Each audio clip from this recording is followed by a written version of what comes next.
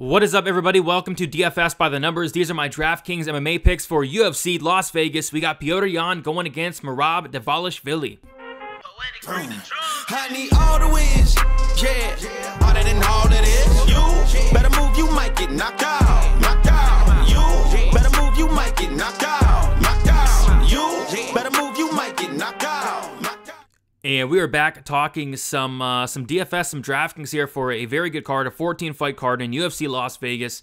And yeah, I'm loving the month of March. We had a great card last week in 285. We got UFC Las Vegas this week, great card. We have 286 next week, and then we finish the month of March with UFC San Antonio. So yeah, a lot to be excited about in this month of March. I think it's another great card here from top to bottom, really. So looking forward to it. Before we get into the picks, guys, if you guys can please leave a like on the video, subscribe to the channel if you have not already. That is much appreciated. And if you have not signed up on DFSbythenumbers.com, be sure to do so. Lots of content on there. Got the $10 DFS package. With that, you get access to the optimizer, access to my DFS article with the rankings, access to targets, projections, ownership projections, just a ton of other stuff you do not see on YouTube here. So be sure to check out DFSbythenumbers.com.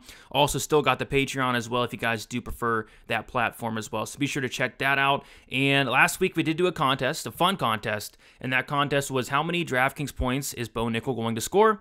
And there was a two-way tie, but shout out to the person that did comment first. It was Blix2756. Shout out to Blix with the guess of 101 DraftKings points. The correct answer was 100.3. So Blix was the closest. Blix, if you can hit me up on Twitter or Instagram with your PayPal or Cash App, I will get you your winnings there. And I might do another contest next week for UFC 286 as well. So shout out to Blix for getting it done. But yeah, other than that, going live Friday, 7 o'clock p.m. Eastern time for the Final Thoughts live stream, and then live once more Saturday afternoon, 1 o'clock p.m. Eastern time for Best Bet. Should be a fun show there. You can hit me up on Twitter, DFS_numbers, Instagram, DFS by the numbers. If you have any comments, questions, or concerns, my DMs are always open as always. All right, so I say we get into it, and we're going to start with the fight doesn't go to decision lines. Got some big ones here this week. We have Mario Bautista going against Guido Canetti, minus 550. Fight doesn't go to decision. And yeah, I think this fight finishes. I think it finishes probably in the first round, but man, 9,700 for Mario Bautista. There haven't been many $9,700 fighters, right? Like, I remember Joe Pyfer was 9,700, but even like Bo Nickal last week, he was minus 2,000, something like that, minus 2,200. And even Bo Nickal was not even 9,700. So it's really hard to get to Mario Bautista this week, but I think he's probably the safest option on the card. It's just 9,700. He's going to have to go out there and put up a big score, which I guess he could, but man. So I don't know how much Mario Bautista I'm going to get to this week. And on the flip side, Guido Canetti, 6,500. If he does win, it is probably a first-round knockout, but it's hard to be confident in a 30 or a 43-year-old bantamweight fighter. So yeah, Bautista should get it done, but 9,700 is a pretty steep price tag this week. Krylov Span, minus 400. Fight doesn't go to decision. Another fight I think that finishes and probably finishes pretty early. In a fight where we do have some really playable price tags here. We have Nikita Krylov, 8,700. Ryan Span, 7,500. I think both guys are definitely in play here. Same thing. I think if Ryan Span wins this fight, it's in the first round.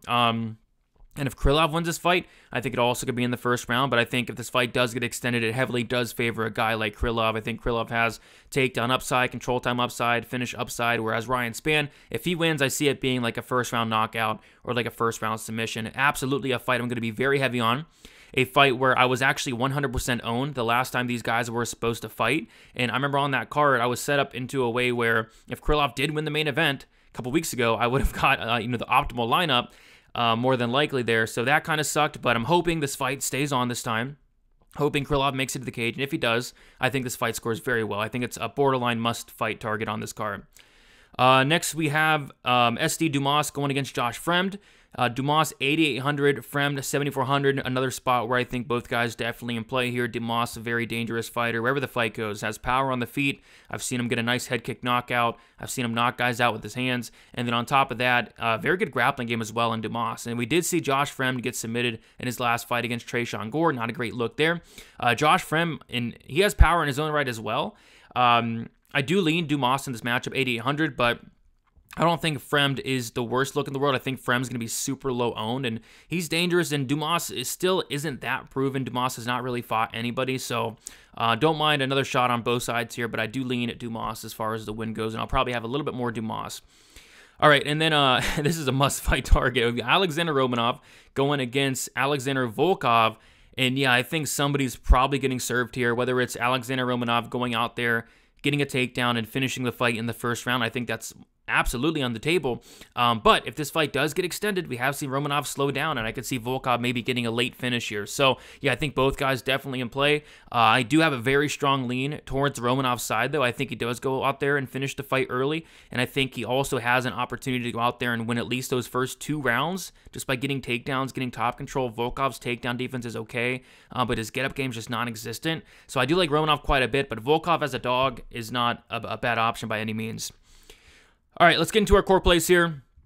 Petr Yan, 9,200. Yep, I know we'll talk about Merab. Don't worry, Merab's definitely in play, but Petr Yan is, I'm very confident in Petr Yan this week.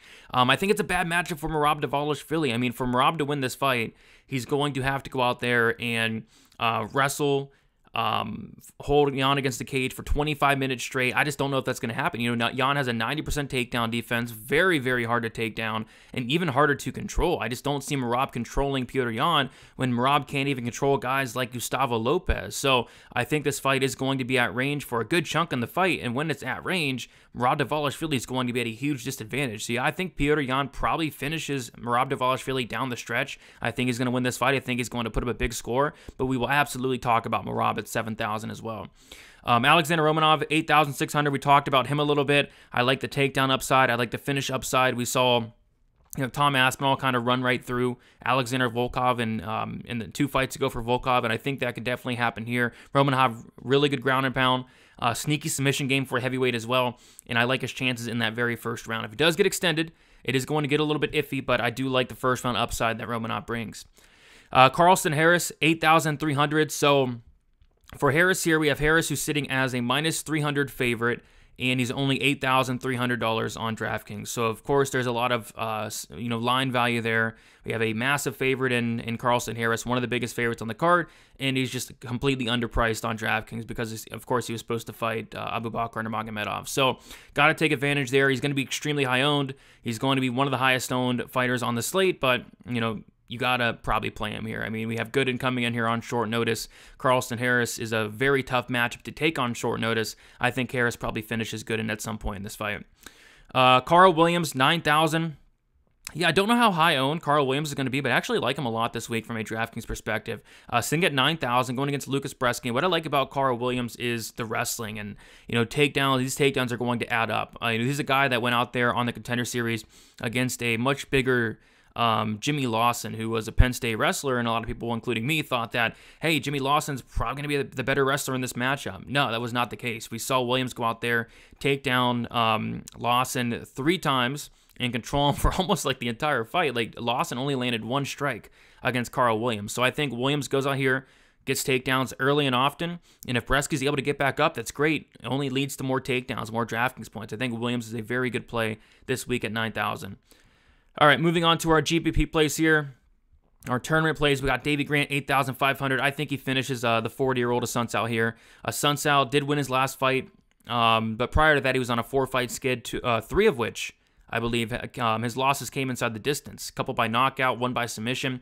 And yeah, I think Davey Grant goes out there and gets the knockout here. I think he's going to go out there and just try to knock out Rafael Asuncao. A lot of times we see guys go out there and give Asuncao a ton of respect, to go out there and don't do anything, kind of like Victor Henry did, but I think Davey Grant's going to go out there and not give any respect to Asuncao. He's going to try to take his head off, and I think he is successful in doing so. So I like Davey Grant to go out there and get a finish, and I don't mind him at 8,500. SD Dumas, we talked about him a little bit, finishing ability wherever the fight goes. Josh Fremd, he does put himself into a lot of bad spots on the mat.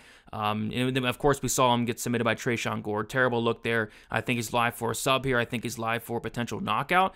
There are my concerns in terms of he's fought literally nobody, and this is going to be his actual, probably, this is going to be the best fighter he's ever fought, which is not saying a ton considering, Fremd is 0-2 in the UFC, but still, it's going to be the toughest matchup to date. But if he does win, I think it's a finish, and I think it's probably early as well, even in the first round. So I like me some Dumas from a DraftKings perspective.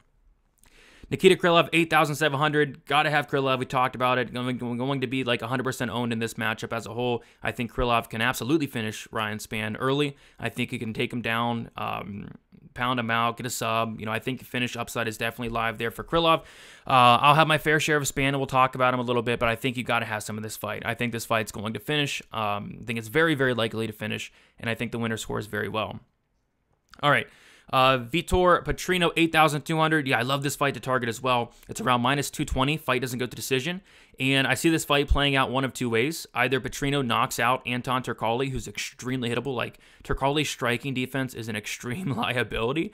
Turkalj does have a chin, but my goodness, he's very hittable, and Petrino hits very hard. I think Petrino, if he wins, it's a first-round knockout.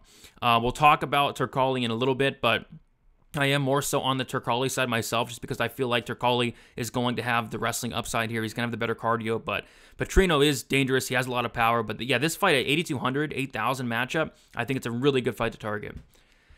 Speaking of Turkalj, we've got our live dogs here. A couple dogs stick out. Turkalj 8,000. If he wins this fight, I see takedowns.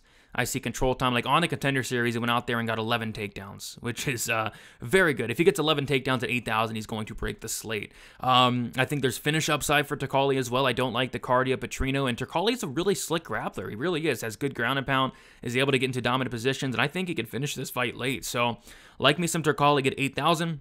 The striking defense is a concern, but I think he has the path to not only win this fight, but score very, very well on DraftKings. Tony Gravely, 7,800. We didn't talk about Victor Henry at all, but I think Victor Henry's also a guy that should be targeted. I think this is another great fight to target as a whole. But yeah, Gravely, 7,800. Like if he wins this fight, expect a ton of takedowns. Like the guy's averaging over 5 takedowns per 15 minutes, like 5.83, completing takedowns at a 47% takedown accuracy. So yeah, if he wins this fight, expect takedowns and a lot of them, and those are going to add up at 7,800. On the feet, he has a lot of power. So I don't know if he knocks out Henry. Henry's never been knocked out, but Gravely does hit very, very hard. But yeah, I kind of see Gravely going out there, and if he wins this fight, I think the takedowns will add up, control time will add up, and at 7,800, I think he puts up a big score to win. Ryan Spann, 7,500. Got to have some Ryan Spann this week, just because if he wins, it's going to be round one. He's super dangerous. The thing about Ryan Spann, he's a really good hammer and then a really, really bad nail. So there is a good chance he gets finished in the first round as well, but there's also a chance that he goes out there and gets himself a finish in the first round. He has a ton of power. He has a slick submission ability. We've seen Krylov submitted like 6 times in his career. Krylov makes a ton of mistakes on the mat. So yeah, Ryan Spann's definitely live here. He's live for about 5 minutes, but he's live nonetheless. So I will have some Ryan Spann at 7,500. And then Alexander Volkov, 7,600. Heavyweight fight, a fight that is heavily favored to finish, and I agree with that. If Romanov does not finish Volkov early, it's going to get very interesting, and Volkov is going to have an opportunity to finish the fight late. So, yeah, I think this is a fight that is another really, really good fight to target. I'm on the Romanov side myself, but don't mind some shots on Volkov here if he can survive that first round. Some other live dogs that stuck out to me. Let's see here. There was another one I wanted to talk about. We talked about Spann. I don't mind like Jonathan Martinez at 7,100. Josh Fremd, I think, could be an interesting live dog just because Dumas is still very untested, unproven. So I don't mind some shots on Josh Fremd. He's going to be extremely low owned, but that's another good fight to target. And then also Tyson Nam at 7,300. He has one good quality about him, especially these days, and it's his power. And if Tyson Nam does win, it's probably by knockout. So I don't mind some sprinkles on like Fremd and Nam, but these are the live dogs that I am going to have most of my ownership on. All right, getting into the pump plays, and there's also a couple more pump plays I'll talk about, but these are the big ones. Merab Dvalishvili is going to be one of the highest owned dogs on the slate, and rightfully so. Merab Dvalishvili is a DraftKings scoring machine. And if he wins this fight, expect just a massive score. Like I'm talking 130 is something like that if he wins this fight. Because if he wins this fight, that means he was able to take down Petr Yan, and he was able to do it a bunch. Because he's not holding down Petr Yan. Absolutely not. But he is going to be able to take him down. And if he's able to take him down consistently across 5 rounds, he's going to put up like a massive, massive score. I love this fight in cash. I'm stacking it in cash. I don't think that's debatable. I was able to stack the Shevchenko-Grasso fight in cash last week. Worked very well. Doing the exact same thing here in a 5-round setting. Because even if Merab does lose, and I think he does lose, and I think he gets finished late, I think even in a loss, he can put up a very good score. So, yeah, you got to have some Merab. You got to have this main event. Whoever wins this main event is going to put up just a massive score. So, love me some Merab. And like I said, he's going to be extremely high owned this week. Some other pump plays I wanted to talk about. Austin Lingo, just some puncher's chance, guys. Like, Austin Lingo has a puncher's chance. He's shown a lot of finishing ability outside the UFC, inside the UFC, not really, but still shown power. And Ricardo Ramos, extremely expensive this week, so I don't know if I'll be getting too much Ramos. Ramos has been knocked out twice in the UFC, so I don't mind some sprinkles on Lingo, just due to the fact that he has that puncher's chance. He does hit hard, and we have seen Ramos knocked out. Also, don't mind a pump play of, like I said, Jonathan Martinez, 7,100, just due to the fact that I think this fight's going to be close. Probably not probably not a fight I'll get to a ton of, though, because I don't think the fight as a whole is going to score very well. I don't see any grappling upside from Martinez. Don't really see any finishing upside from Martinez, so I don't know if I'll get there, but he's somebody that I think can win the fight. And then also, I don't mind like a couple sprinkles on like 43-year-old Guido Canetti, just because if he does win, it's going to be a first-round knockout. And Batista has been knocked out before by one Trevin Jones, who's not good at all. And Batista has been dropped a couple times in the UFC, but mostly going to be on Murad Dvalishvili as far as the pump play goes. I think he's the clear, by far, best pump play on the slate this week. Fades, I'm actually giving 2 here. We have a lot of options. I could actually give more. Like, I'll give Rafael Assunção as well, I think, is a fade. Don't like Lucas Bresky. Like, there's some fades. Don't know how much Ricardo Ramos I'll get to. He's so expensive. But yeah, JJ Aldrich, 9,400. I really like her to win the fight. But in terms of score, well, I don't really see it. She's not extremely high output. She's not a finisher. Only 2 knockout wins in her career. Both were outside the UFC. She can get takedowns, and she will get takedowns here, but I just struggle to see her outscoring some of these other guys up in this top range. And then Said Nurmagomedov, don't see much finishing upside, but I guess he could get a finish, maybe like a submission, but I don't see much grappling in this matchup. And then I don't see, yeah, like I said, I don't see much grappling at all. Said Nurmagomedov, yes, he has their Nurmagomedov name, but only 2 takedowns in the UFC, so I don't see him grappling here. So 2 fighters I'm fading, and like I said, there's like a couple more you can fade, like a Assunção. It's a terrible DraftKings scorer. Even like Mario Batista is so expensive this week. So yeah, a couple good fighters to fade, and then I think there's some clear fights you want to target this week. All right, but yeah, we did it, guys. Thank you so much for watching. Leave a like, subscribe to the channel. Check out dfsbythenumbers.com. I am in the process of completing my DFS article with the rankings, all that. Also in the process of getting these ownership projections out. Finishing up the projection, just waiting for DraftKings to get out the salary of Jared Gooden. So hopefully they get that out today. Hopefully everything's done by tonight. But yeah, guys, check that out. DFSbythenumbers.com. Best of luck for UFC Las Vegas. Should be a great card. Let us make some money, and we'll talk to you guys very soon. See you later.